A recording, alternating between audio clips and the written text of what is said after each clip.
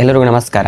ನಾನು ಯೋಗ master Sandeep MN S ಯೋಗ tips YouTube ವಾಹಿನಿಯ ಎಲ್ಲ ವೀಕ್ಷಕರಿಗೂ ಇಂದಿನ ವಿಶೇಷ ವಿಡಿಯೋಗೆ ನಿಮ್ಮೆಲ್ಲರಿಗೂ ಪ್ರೀತಿಯ ಸ್ವಾಗತ.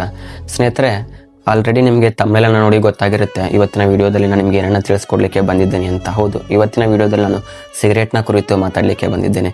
ಯಾಕಪ್ಪ ಈ ವಿಷಯನ ಆಯ್ಕೆ ಮಾಡಿಕೊಂಡೆ ನಾನು ಅಂದರೆ, ಈ ಸಿಗರೇಟ್ ನೋಡಲಿಕ್ಕೆ ಒಂದು ಸಾಮಾನ್ಯವಾದಂಥ ಕಾಗದಿನ ದುಂಡಿನಂತೆ ಕಾಣ್ತಾ ಇರುತ್ತೆ. ಆದರೆ ಒಬ್ಬ ಮನುಷ್ಯನ ವಿನಾಶದ ಹಾದಿಗೆ ತಳ್ತಕ್ಕಂಥ ಎಲ್ಲ ರೀತಿಯ ಅಂಶಗಳು ಇದರೊಳಗೆ ಅಡಗಿದೆ. ವಿಶ್ವ ಆರೋಗ್ಯ ಸಂಸ್ಥೆಯ ಪ್ರಕಾರ ಒಂದು ವರ್ಷಕ್ಕೆ ಇಡೀ ವಿಶ್ವಾದ್ಯಂತ ಸರಿಸುಮಾರು 80 ಲಕ್ಷ ಜನ ಈ ಸಿಗರೇಟನ್ನು ಸೇದಿ ಮತ್ತು ತಂಬಾಕು ಉತ್ಪನ್ನಗಳಿಂದ ಸಾವನ್ನಪ್ತಾ ಇದ್ದಾರೆ ಅಂತೆ. ಅದರಲ್ಲಿ 12 ಲಕ್ಷ ಜನ ಸಿಗರೇಟನ್ನು ಸೇದದೆ ಬೇರೆಯವರು ಸೇದಿ ಬಿಟ್ಟಿರ್ತಕ್ಕಂಥ ಹೊಗೆಯನ್ನು ಸೇವನೆ ಮಾಡಿನೇ ಸಾವನ್ನಪ್ತಾ ಇದ್ದಾರಂತೆ. ಯಾಕಂದರೆ ಈ ಸಿಗರೇಟ್ ಸೇದವರಿಗೆ ಮನೆ ಯಾವುದು, ಹೊರಗಿನ ಜಾಗ ಯಾವುದು ಎನ್ನುವಂಥದ್ದು ಅರಿವಿರುವುದಿಲ್ಲ. ಯಾಕಂದರೆ ಬಹಳಷ್ಟು ಪ್ರಮಾಣದ ಜನ ಈ ಥರನೇ ಆಗಿಬಿಟ್ಟಿದ್ದಾರೆ. ತಮಗೆಲ್ಲಿ ಇಷ್ಟ ಬರುತ್ತೋ ಅಲ್ಲಿ ಸಿಗರೇಟನ್ನು ಸೇವನೆ ಮಾಡುವಂಥದ್ದು, ಆ ಹೊಗೆಯನ್ನು ಹೊರಗೆ ಹಾಕುವಂಥದ್ದು, ಅದನ್ನು ಬೇರೆಯವರು ಸೇವನೆ ಮಾಡಿ ಅವರಿಗೆ ತಮ್ಮ ಜೀವನಕ್ಕೆ, ತಮ್ಮ ಜೀವಕ್ಕೆ ಹಾನಿಯನ್ನು ಮಾಡಿಕೊಳ್ಳುವಂಥ ಪರಿಸ್ಥಿತಿ ಎದುರಾಗಿದೆ. ಅಷ್ಟೇ ಅಲ್ಲ, ಇಡೀ ಭಾರತದಲ್ಲಿ ಸರಿಸುಮಾರು ಒಂದು ವರ್ಷಕ್ಕೆ 13 ಲಕ್ಷ ಜನ ಸಾವನ್ನಪ್ತಾ ಇದ್ದಾರಂತೆ ಈ ಸಿಗರೇಟ್ನ ಸೇದಿ. ಇದು ಕೇವಲ ಒಂದು ವೈಯಕ್ತಿಕ ಚಟವಲ್ಲ ಸ್ನೇಹಿತರೆ, ಇದು ಸಮಾಜವನ್ನು ಹಾಳು ಮಾಡಬಹುದಂತ ಎಲ್ಲಾ ರೀತಿಯ ಅಂಶಗಳು ಈ ಸಿಗರೇಟ್ನಲ್ಲಿ ಅಡಗಿದೆ.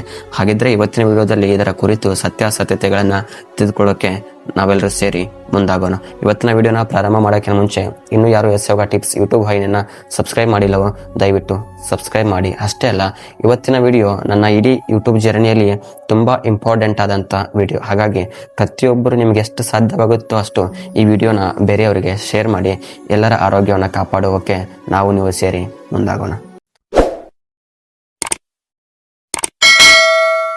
ಮೊದಲ ಸಿಗರೇಟ್ ಮತ್ತು ವ್ಯಸನ. ಹೆಚ್ಚಿನವರು ತಮ್ಮ ಮೊದಲ ಸಿಗರೇಟ್ ಸೇದಿದಾಗ ಅದನ್ನು ಕೇವಲ ಕುತೂಹಲ, ಸ್ನೇಹಿತರ ಒತ್ತಾಯ ಅಥವಾ ಒಮ್ಮೆ ಪ್ರಯತ್ನಿಸೋಣ ಎಂಬ ನಿಲುವಿನಿಂದ ಪ್ರಾರಂಭಿಸಿರುತ್ತಾರೆ. ಆದರೆ ಆ ಮೊದಲ ಸಿಗರೇಟ್ನಿಂದಲೇ ದೇಹದೊಳಗೆ ಬೃಹತ್ ಬದಲಾವಣೆಗಳು ಆರಂಭವಾಗುತ್ತವೆ. ನಿಕೋಟಿನ್ ಎಂಬ ರಾಸಾಯನಿಕ ಕೇವಲ 10 ಸೆಕೆಂಡ್ಗಳ ಒಳಗೆ ಮೆದುಳಿಗೆ ತಲುಪಿ ಡೊಪಮಿನ್ ಎಂಬ ಹಾರ್ಮೋನನ್ನ ಬಿಡುಗಡೆ ಮಾಡುತ್ತದೆ. ಇದು ತಾತ್ಕಾಲಿಕವಾಗಿ ಸಂತೋಷ, ಹಗುರವಾದ ಅನುಭವ, ಸ್ಟ್ರೆಸ್ ಕಡಿಮೆಯಾದಂತೆ ಭ್ರಮೆಯನ್ನು ಸೃಷ್ಟಿಸುತ್ತದೆ. ಮೆದುಳು ಈ ಅನುಭವವನ್ನು ಇಟ್ಟುಕೊಂಡು ಅದನ್ನೇ ನೆನಪಿಸಿಕೊಂಡು ಅದೇ ಸಂತೋಷವನ್ನು ಮತ್ತೆ ಪಡೆಯಬೇಕೆಂದು ಒತ್ತಾಯಿಸುತ್ತದೆ. ಇದೇ ಕಾರಣದಿಂದ ಕೆಲವೇ ದಿನಗಳಲ್ಲಿ ಅಥವಾ ವಾರಗಳಲ್ಲಿ ವ್ಯಕ್ತಿ ಸಿಗರೇಟ್ನ ದಾಸನಾಗುತ್ತಾನೆ. ಮೊದಲಿಗೆ ಕೇವಲ 1 ಸಿಗರೇಟ್ ಎಂದು ಆರಂಭವಾದದ್ದು ನಿಧಾನವಾಗಿ ದಿನಕ್ಕೆ ಹಲವಾರು ಸಿಗರೇಟ್ಗಳ ಅಗತ್ಯವಾಗಿ ಬದಲಾಗುತ್ತದೆ.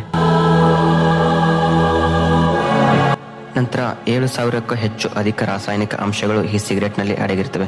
ಸಿಗರೇಟ್ನ ಹೊಗೆಯಲ್ಲಿ 7,000ಕ್ಕೂ ಹೆಚ್ಚು ರಾಸಾಯನಿಕ ಅಂಶಗಳು ಪತ್ತೆಯಾಗಿವೆ. ಅದರಲ್ಲಿ ಕನಿಷ್ಠ 250ಕ್ಕೂ ಹೆಚ್ಚು ವಿಷಕಾರಿ ಅಂಶಗಳು ಹಾಗೂ 70ಕ್ಕೂ ಹೆಚ್ಚು ಕ್ಯಾನ್ಸರ್ ಉಂಟು ಮಾಡುವ ಅಂಶಗಳು ಇವೆ ಎಂದು ಸಾಬೀತಾಗಿದೆ. ಇದರಲ್ಲಿರುವ ಪ್ರಮುಖ ರಾಸಾಯನಿಕ ಅಂಶಗಳೆಂದರೆ ಮೀನ್ಸ್ ಕೆಮಿಕಲ್ಸ್ ಎಂದರೆ ನಿಕೋಟಿನ್, ಅತ್ಯಂತ ಬಲವಾದ ವ್ಯಸನಕಾರಿ ಅಂಶ ಇದಾಗಿದೆ. ನಂತರ ಟಾರ್, ಶ್ವಾಸಕೋಶದಲ್ಲಿ ಜಮವಾಗಿ ಕ್ಯಾನ್ಸರ್ಗೆ ಕಾರಣವಾಗುವಂಥದ್ದು. ನಂತರ ಕಾರ್ಬನ್ ಮೊನಾಕ್ಸೈಡ್, ರಕ್ತದಲ್ಲಿ ಆಮ್ಲಜನಕ ತಲುಪುವುದನ್ನು ತಡೆಯುತ್ತದೆ. ಅಮೋನಿಯಾ, ಫಾರ್ಮಾಲ್ಡಿಹೈಡ್, ಬೆಂಜಿನ್ ಎನ್ನುವಂಥ ರಾಸಾಯನಿಕಗಳು ಇದರಲ್ಲಿ ಇರ್ತವೆ. ಇವು ಏನಪ್ಪಾ ಅಂದರೆ ರಾಸಾಯನಿಕ ಉದ್ಯಮಗಳಲ್ಲಿ ಅಪಾಯಕಾರಿ ತ್ಯಾಜ್ಯ ಎಂದು ಪರಿಗಣಿಸುವ ಅಂಶಗಳು ಇವಾಗಿವೆ. ನಂತರ heavy metals, cadmium, laid, arsenic ಅಂತಹ ಅಂಶಗಳು ಇದರಲ್ಲಿರ್ತವೆ. ಅಂದರೆ ಕಿಡ್ನಿ ಹಾನಿ ಮಾಡುವುದು, ನರಗಳ ಹಾನಿಯನ್ನು ಮಾಡುವಂಥದ್ದು ಮತ್ತು ಕ್ಯಾನ್ಸರ್ಗೆ ಕಾರಣವಾಗುವಂಥ ಅಂಶಗಳು ಇವಾಗಿವೆ. ಸಿಗರೇಟ್ ಸೇದುವುದು ಎಂದರೆ ನಮ್ಮ ದೇಹವನ್ನು ಒಂದು ವಿಷಕಾರಿ ಕಾರ್ಖಾನೆಗೆ ಮಾರ್ಪಾಡು ಮಾಡುವಂಥ ಸಂಗತಿ ಇದಾಗಿದೆ. ದೇಹದೊಳಗಿನ ದುಷ್ಪರಿಣಾಮಗಳು. ಸಿಗರೇಟ್ ಸೇದಿದಾಗ ಅದರೊಳಗಿನ ವಿಷಕಾರಿ ಅಂಶಗಳು ದೇಹದ ಪ್ರತಿಯೊಂದು ಅಂಗಾಂಗದ ಮೇಲೆ ಆಘಾತ ಬೀರುವಂಥದ್ದು. ಮೊದಲನೇದಾಗಿ ಶ್ವಾಸಕೋಶ, ಟಾರ್ ಜಮೆಯಾಗುತ್ತಾ ಹೋಗಿ ಕ್ರೋನಿಕ್ ಬ್ರಾಂಕೈಟಿಸ್, ಲಂಗ್ಸ್ ಕ್ಯಾನ್ಸರ್ ಉಂಟು ಮಾಡುತ್ತದೆ. ನಂತರ ಹೃದಯ, ನಿಕೋಟಿನ್ ರಕ್ತದೊತ್ತಡ ಹೆಚ್ಚಿಸಿ ಹೃದಯಾಘಾತ ಅಪಾಯವನ್ನು ದ್ವಿಗುಣ ಮಾಡುವಂಥದ್ದು. ನಂತರ ಮೆದುಳು, ಸ್ಟ್ರೋಕ್ ಸಂಭವಿಸುವ ಸಾಧ್ಯತೆ ತುಂಬಾ ಇರುತ್ತದೆ. ನಂತರ ಬಾಯಿ, ಹಲ್ಲು ಹಳದಿ ಬಣ್ಣಕ್ಕೆ ತಿರುಗುವುದು, ಗಮ್ ಪ್ರಾಬ್ಲಮ್ ಆಗುವಂಥದ್ದು. ನಂತರ ಬಾಯಿಗೆ ಕ್ಯಾನ್ಸರ್ ಬರುವಂಥದ್ದು. ಇನ್ ಕೇಸ್ ಗರ್ಭಿಣಿಯರು ಏನಾದರೂ ಸಿಗರೇಟ್ ಸೇದುವಂಥ ಸಾಧ್ಯತೆಯನ್ನು ಹೊಂದಿದ್ದರೆ ಅವರಿಗೆ ಗರ್ಭಪಾತ ಆಗುವಂಥದ್ದು, ಅಕಾಲಿಕ ಜನನ ಆಗುವಂಥದ್ದು. ನಂತರ ಕಡಿಮೆ ತೂಕದ ಶಿಶು ಜನನವಾಗುವಂಥದ್ದು. ನಂತರ ಕಿಡ್ನಿ ಮತ್ತು ಮೂತ್ರಪಿಂಡ, ಕಿಡ್ನಿ ಕ್ಯಾನ್ಸರ್ ಬರುವಂಥದ್ದು, ಮೂತ್ರಪಿಂಡದ ಕ್ಯಾನ್ಸರ್ ಬರುವಂಥದ್ದು. ಅದಾಗಿ ಜೀರ್ಣಾಂಗ, ಹೊಟ್ಟೆ ಅಲ್ಸರ್, ಜೀರ್ಣಾಂಗದ ಕ್ಯಾನ್ಸರ್ ಬರುವಂಥದ್ದು. ನಂತರ ಚರ್ಮ, ಬೇಗನೆ ವಯಸ್ಸಾದಂತೆ ಕಾಣುವುದು, ಚರ್ಮದ ಕಾಂತಿ ಕಳೆದುಕೊಳ್ಳುವಂಥದ್ದು. ಹಾಗೆ ಕಣ್ಣಿಗೆ ಸಹ ದುಷ್ಪರಿಣಾಮಗಳು ಎದುರಾಗುತ್ತವೆ. ಕ್ಯಾಟರಾಕ್ಟ್ ಮತ್ತು ದೃಷ್ಟಿ ಸಮಸ್ಯೆಗಳು ಉಂಟಾಗುತ್ತವೆ. ಅಷ್ಟೇ ಅಲ್ಲದೆ ಲೈಂಗಿಕ ತೊಂದರೆಗಳನ್ನು ಸಹ ಸಿಗರೆಟ್ ಸೇದುವವರು ಅನುಭವಿಸಬಹುದಾದಂತ ಸಂದರ್ಭ ಎದುರಾಗುತ್ತದೆ. ಸಿಗರೇಟ್ನ ದುಷ್ಪರಿಣಾಮವು ಲೈಂಗಿಕ ಆರೋಗ್ಯದ ಮೇಲೆ ಗಂಭೀರವಾಗಿ ಪರಿಣಾಮ ಬೀರುತ್ತದೆ. ಪುರುಷರಲ್ಲಿ ರಕ್ತ ಪ್ರವಾಹ ಕಡಿಮೆ ಆಗೋದ್ರಿಂದ ಎರೆಕ್ಟೈಲ್ ಡಿಸ್ಫಂಕ್ಷನ್ ಆಗುವಂಥದ್ದು ಸಾಮಾನ್ಯವಾಗಿರ್ತದೆ. ನಂತರ ವಿರೇಚನಗಳ ಸಂಖ್ಯೆ ಕಡಿಮೆ ಆಗುವಂಥದ್ದು ಮತ್ತು ಅದರ ಗುಣಮಟ್ಟ ಕಡಿಮೆ ಆಗುವಂಥದ್ದು, ಮೀನ್ಸ್ ಸ್ಪರ್ಮ್ ಕೌಂಟ್ ಕಡಿಮೆ ಆಗಿ ಅದರ ಕ್ವಾಲಿಟಿ ಕೂಡ ಕಡಿಮೆ ಆಗುವಂಥದ್ದು. ಮಹಿಳೆಯರಲ್ಲಿ ಬಂಜೆತನ, ಮಾಸಿಕ ಚಕ್ರ ಅಸಮರ್ಪಕತೆ, ಗರ್ಭಧಾರಣೆಯ ಅಪಘಾತಗಳು ಹೆಚ್ಚಾಗುವಂಥದ್ದು. ನಂತರ ದೀರ್ಘಾವಧಿಯಲ್ಲಿ ಲೈಂಗಿಕ ಆಸಕ್ತಿ ಕಡಿಮೆ ಆಗುವುದು, ದಾಂಪತ್ಯ ಜೀವನದಲ್ಲಿ ಅಸಮಾಧಾನ ಉಂಟಾಗುವ ಸಾಮಾನ್ಯ ಕಾರಣಗಳು ಇವಾಗಿವೆ. ಅಂದರೆ ಸಿಗರೇಟ್ ಕೇವಲ ಹೃದಯ ಶ್ವಾಸಕೋಶ ಅಷ್ಟೇ ಅಲ್ಲ, ಮಾನವನ ಸಂಬಂಧಗಳ ಆಳವನ್ನು ಹಾಳು ಮಾಡುವಂತ ಸಾಧ್ಯತೆ ಇದೆ.